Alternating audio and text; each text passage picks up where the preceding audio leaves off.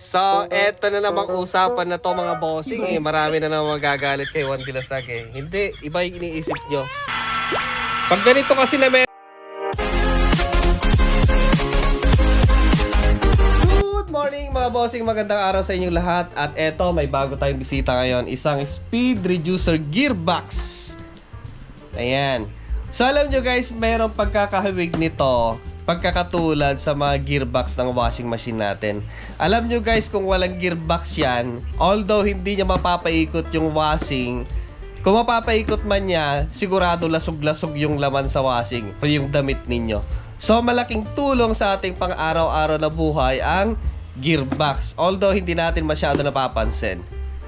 So ito guys ay speed reducer gearbox. Buksan natin para may idea kayo sa sinasabi ko. So ito siya guys. Mabigat siya. Grabe yung pagkakabiyahe niya kasi nga halos magkalasog-lasog yung kanyang karton. Pero okay lang guys kasi matibay naman siya. Ang bigat oh. So ayan siya guys. Isang speed reducer gearbox. So, eto guys na machine ay ginagamit sa mga domestic at industrial application. So, mostly nakikita niyo yan sa mga gilid-gilid, yung mga ihawan ng manok, ganito yung ginagamit nila. So, driven siya ng motor, induction motor, tapos pababagalin niya yung speed pero mas malakas na. So, pwede niyang palakasin from 1 to 10 times yung kanyang power. Although mas mabagal siya kasi nga reduction speed nga siya eh. Ayan, pero mas malakas. Ayan, ginagamit sa mga lechonan ng manok, ng karne ng baboy. Ayan, yung mga pinagbibilhan natin ng lechon, ganon. Ginagamit din siya. Kahit lechonan ng malaking baboy, ganon, pwede. So, multiple na mga ganon. Yung natuhog-tuhog. So, ganito yung ginagamit nila. Then, ginagamit din siya sa mga conveyor, yung mas malaki na yon. And sa mga elevator, and mga aerator ng fish pond, mostly ginagamit yung ganito. And kung sakaling nagbabalak ka rin na gumawa or mag-DIY ng panghalo ng semento, pwede rin siya guys. Ayan, or gumawa ka ng yung DIY na lifter. Ayan, pwede rin siya. Heavy duty siya guys. Ang tatak nito ay Michigan. Ayan oh, Michigan brand.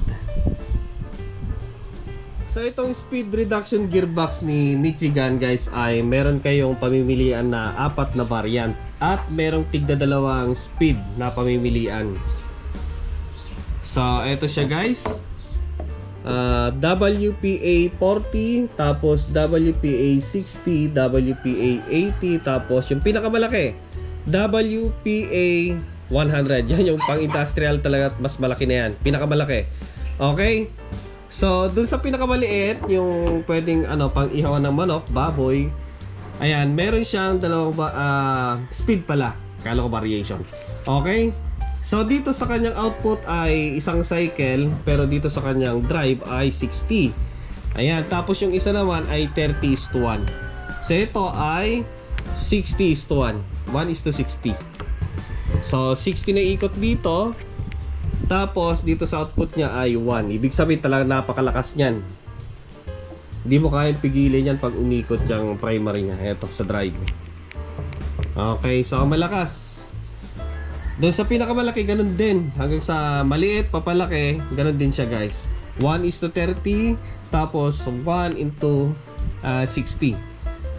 Ayan. So pili na lang kayo kung ano yung gusto nyong i-DIY or bilhin.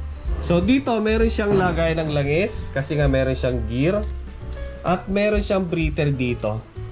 So siguro tatanggalin natin siya para makapasok ang hangin pag uminit yung langis niya. So ang brand niya guys ay Michigan. So nandito yung kanyang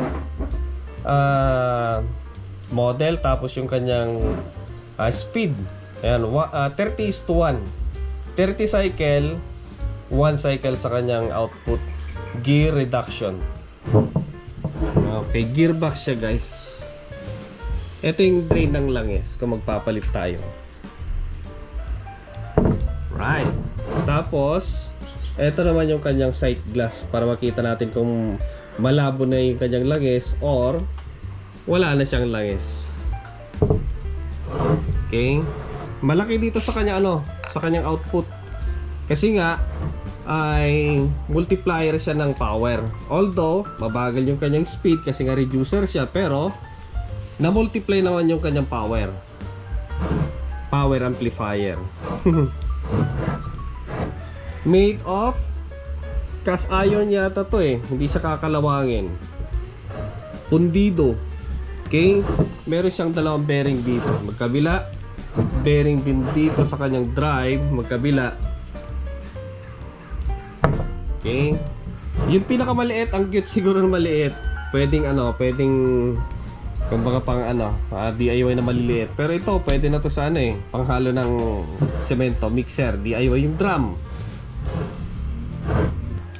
Try natin siya buksan kung anong klaseng gear yung ginamit dito. Then, check lang natin. Yan. Uy, laki ng bearing laki ng bearing niya Ayan guys, magkabila yung kanyang bearing. Tapos bearing magkabila. Magkabila yung kanyang bearing na ang lalaki pang heavy duty. Tapos, ano pala siya guys? Combination. Combination siya. So, screw type dito. Yan pakita ko sa inyo. Screw type, then gear type.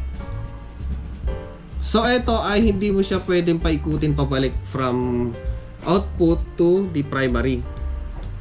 Kasi nga pag ginamit yan sa mga ginamit sa mga kumbaga elevator, tapos ganun yung format, pares na gear, i-class siya. I-class siya, mahulog yung tao, mahulog yung cabin. Ayan, so ito hindi, safe na safe siya. Ayan, ang way lang talaga para pabalik mo siya from drive din lang pabalik. Hindi vice versa, kumbaga. Hindi pwedeng i-drive gamit yung output. Ayan, hindi pwede. So maganda nun ay safety, kumbaga, yung idadrive mo. Yung kumbaga, pag ginamit mo siyang lifter kasi, hindi siya kumbaga pag tinigil mo na, pinatay mo yung system, hindi siya babagsak kasi nga nakalak dito, yan nakalak siya, hindi siya iikot pabalik. Ayan, so safety siya. Kung gear to gear yan kasi, pag tumigil yung system, wala lang nagdadrive, babagsak din lang. So ito hindi. Yun ang maganda.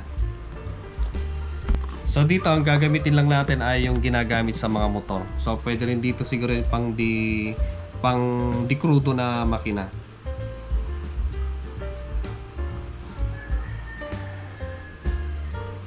Kalahating litro lang to.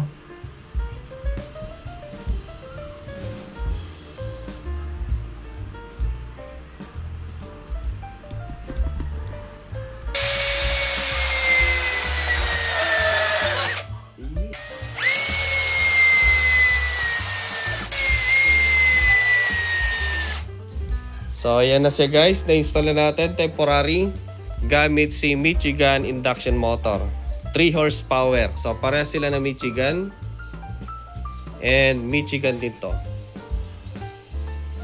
So para sa mga interested sa mga induction motor ni Michigan, nakalagay po sa description box, pure copper po siya. So available sa kanya 1 horsepower hanggang mas malaki pa dito. So kahit gamitin natin dito siguro 0.5, yan, 1 horsepower na Michigan na ganito, pwede. Malakas yung kanyang output. Eto, overpower na to So gusto ko lang talaga na makita nyo yung malaking induction motor ni Michigan. So yan, gamit yung belt. Yan, para mas malakas pa yung power niya, liitan nyo dito yung kanyang pulley. Mas malaki dito, grabe. Ang lakas niyan. Okay. So, yan na siya guys. Susubukan natin na pantarin gamit yung 3 horsepower na induction motor ni Michigan. Ito, gamit tayo ng magnetic contactor. Okay? Ayan guys, ang lakas niyan. Di ko kaya pigilan yan.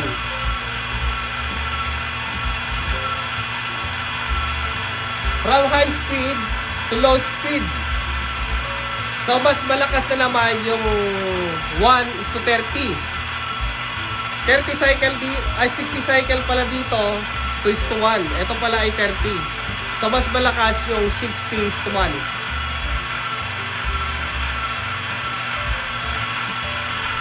So, kahit na maliit na motor yung gagamitin mo na induction motor ni Michigan, pwede. Mostly kasi na ginagamit nila no dito sa amin sa fish pond, yung fish pond ng prawn. Yung sumpo, maselan kasi yan pag walang aerator, mamamatay siya. So, ganito yung ginagamit nila.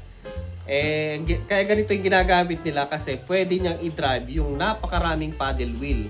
Hindi kagaya yung mga nabibili ngayon sa online na yung dalawahan lang yung paddle wheel. Yung kasi multiple. So, isang ganito, marami siyang i-drive na paddle wheel, kaya malakas. Malakas yan. Sa mga elevator, ganito yung ginagamit yata nila at escalator lalo yung malaki. Oh. Pag ganito kasi na method, hindi mahihirapan yung induction motor. Lalo kapag yung conveying paanda rin niya, hindi siya mahihirapan. From high, relax na relax. Para siyang naka-primera lang.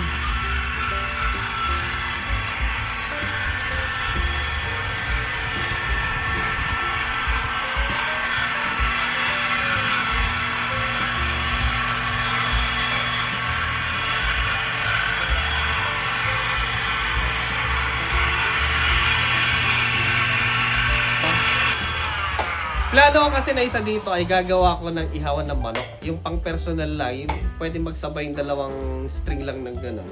Tapos 4 na buong manok. Pwede na. Tapos i-drive siya ng maliit na motor. Wala pa kasi akong motor na yung siguro mga 0.5 lang sana. Pwede siyang gawin.